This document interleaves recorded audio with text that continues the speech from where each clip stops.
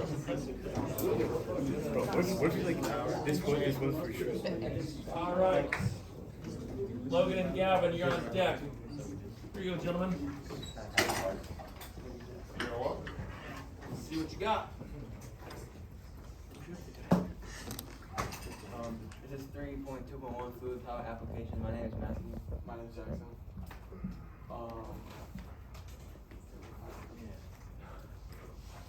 Description device. Tests how a unique braking system that uses both regenerative braking and hydraulic brake system using friction. With the regenerative braking, when a person steps on the brakes like very lightly, the car slowly comes to a stop. But if you want to stop suddenly, you need switch to hydraulic brakes, and you press the brakes immediately, and it comes to a stop faster. So when a push rod is when a person steps on a brake pedal, this push rod puts a spring inside a vacuum chamber, and when the pressure on one side overcomes the vacuum pressure on the other side, it goes out the other side, and then that's where a brake leads to, and it stops the car using the brake. So, components that are involved in it are the electric motor, which provides the regenerative braking and propulsion. The brake caliper, which has brake pads, applies pressure to the brake, and then creates friction to slow it down. The brake rotor this spins with the wheel. Brake pads are in contact with the rotor to slow down, and the brake pads are made out of high friction material, and they clamp down, slow it down. This diagram shows kind of where everything is, identifies it. When the driver presses the brake pedal, signal is sent to the electronic control unit, and then the control unit determines how much force is needed to slow down to the desired amount. And then the motor creates the friction to slow the car down and regenerates electricity from the brakes to the battery. More braking force is needed for the car to stop in time for hitting the object. The driver can apply more force, which moves the brake pads.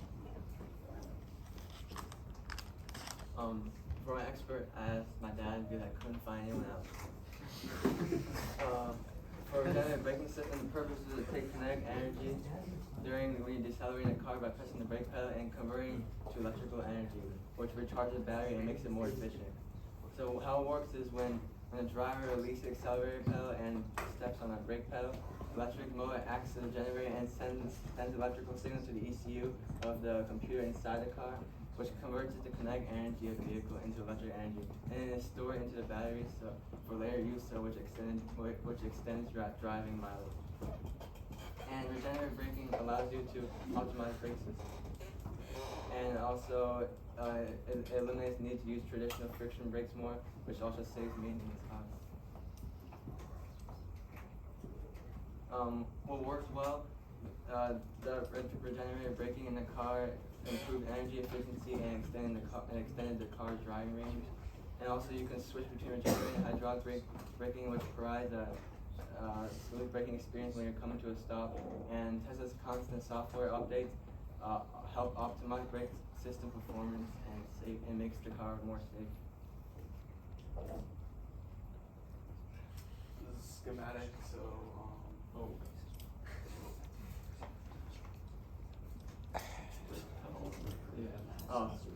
When a person steps on the brake pedal, signal to the ECU in the car, which then it applies to three mechanisms: regenerative braking, hydraulic braking, and emergency brake. Regenerative braking is when you optimize energy in the braking, and you can save more battery power. And also, when you switch to the hydraulic brake system, you use the brake calipers, which apply friction on the wheels and the brake pads to make the car stop faster. An emergency brake is when you apply the hydraulic brakes really fast, and the car comes to a stop.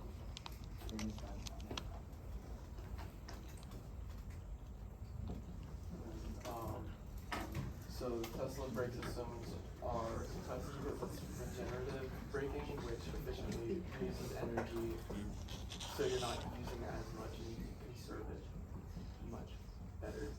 Additionally, the system's ability to transfer between regenerative and hydraulic braking makes it smooth and responsive. However, to further improve safety and performance in the brake pedal, can enhance driver control. Additionally, continued improvement in brake system calibration could optimize balance between regenerative and hydraulic braking for varying driving conditions. Okay. You're right where you need to be time-wise. I have questions.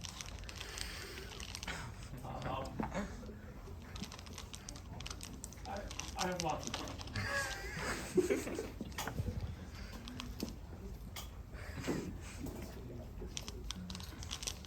Okay, so your topic was hydraulic car brakes, right? Okay. I just want to make sure we're talking about like a traditional car braking system, right? Okay. You have a table of contents. You've got a description here.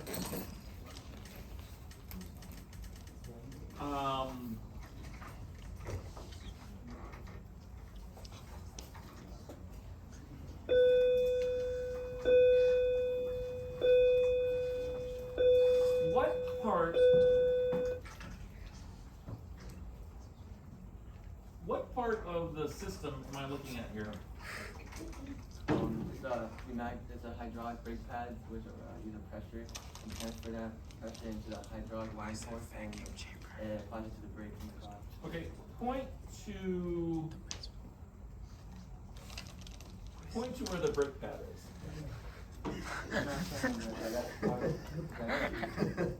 Well, what is that? What am I looking at? It's a great diagram. It's a controlled vacuum chamber for the brake. What does that mean? It means the vacuum is very controlled. Matthew.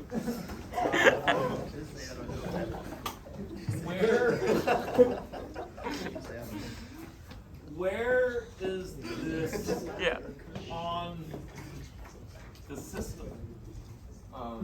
It's like you can't see it in the picture, but it's behind it. So like it's hidden under the car. It's hidden under the car.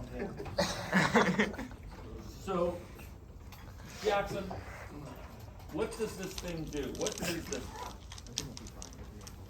So it like applies brake. It applies the brake? Not really like it slows down the car. This slows down the car. How does it slow down the car? That's like the hydraulic fluid The what? it stops. It stops the hydraulic fluid? No, it stops the car. The car stops the hydraulic. The hydraulic fluid stops the car. Yeah. Okay. So, we are looking for several components in a hydraulic system, correct? We need a reservoir. We need a pump. We need a valve. And we need an actuator, right? Those are the four key components of any of the systems that we're supposed to be doing today. And you're so close it hurts. Like, you know enough to think you're right, you don't know enough to know you're wrong. And that's not your fault. This is, do you see that yellow thing? Yeah, this thing. Yeah, the push rod. So when you push the brake down, it actuates that rod, which then pushes a spring-loaded diaphragm through that. And so this is what connects to the master cylinder. And see how over here on the On the left side, you've got 2 hydraulic line ports, and it says dual master cylinder and fluid reservoir. Yeah. That's what you wanted to capitalize on. Yeah, I couldn't see it because it was really far back there. Really? Because I have a perfectly easy time seeing it. I mean, it's right there. Yeah, right there. Good thing it wasn't hidden underneath the car, Yeah. right? So, you have your master cylinder and fluid reservoir. One of the key points for the presentation. This is where we store the hydraulic fluid.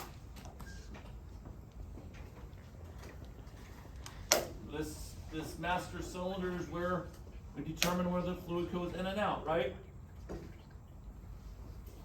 All right. As far as our hydraulic system goes, the only thing relevant on this list is the brake caliper. What is a brake caliper? It houses the brake pad, which applies pressure to the brake and creates friction.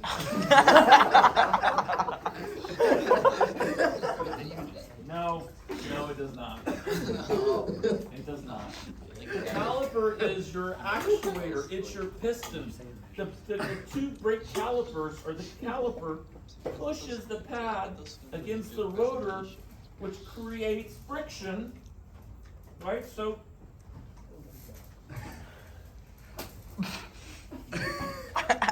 all right. So unfortunately, did you guys label these, or did it come labeled? It came labeled. Okay. That's not a bad thing.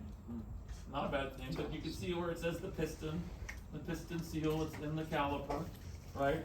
Although that's the caliper housing, not the caliper, so it's slightly mislabeled. I like this graphic.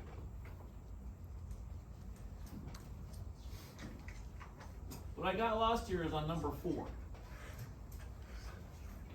The driver can apply force on the pneumatic brakes. Oh, I wrote that wrong. It's so hydraulic. I know. It's supposed to say what? Hydraulic. Yeah. Oh. The pneumatic All right. brakes. The pneumatic brakes is my job. I'm not gonna go too much. Guys, this is not a schematic. From Elon Musk.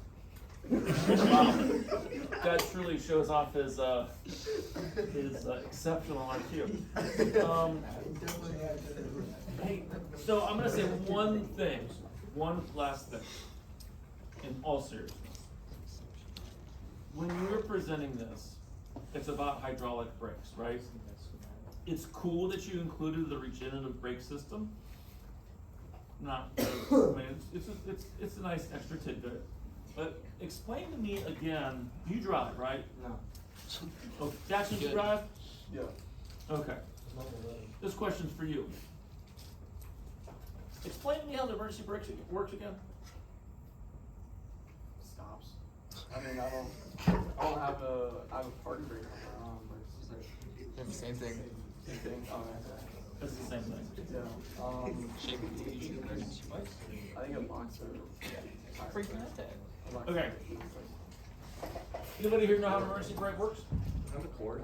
Doesn't it like expand? It is a redundant braking system that is totally independent of the regular hydraulic braking. It is basically a tension cord that's either manually or electronically activated that has a extra pad that applies pressure to the rear brakes, or the parking brake. Because when everyone drove manuals, if you left your car out of gear, it would roll away. Which is an unfortunate occurrence. So parking brakes, that's why they exist. Or in the event of a total brake failure, you could use your emergency brake to get home, which I have had the unfortunate opportunity to do. They work independently, okay? So it's not like if I push down harder, I'll stop faster. That's not the way the emergency brake works. Just pull the lever or push the button. All right, gentlemen, here's my, this is an opportunity for everybody. not exclusive to the group that's up here currently. The opportunity for you is to learn about a system, so when you get asked a question, you know how your system works. And I'll be honest with you, I don't have a high degree of confidence that you understand how your system works. I think you know some of it, which is more than you probably knew before you started, right? How is your dad an expert on these brakes, by the way? Huh? What? How is your dad the expert for the brakes? Because he was the one driving his car. Okay. That works. Alright, thank you. Alright, thank you very much, gentlemen.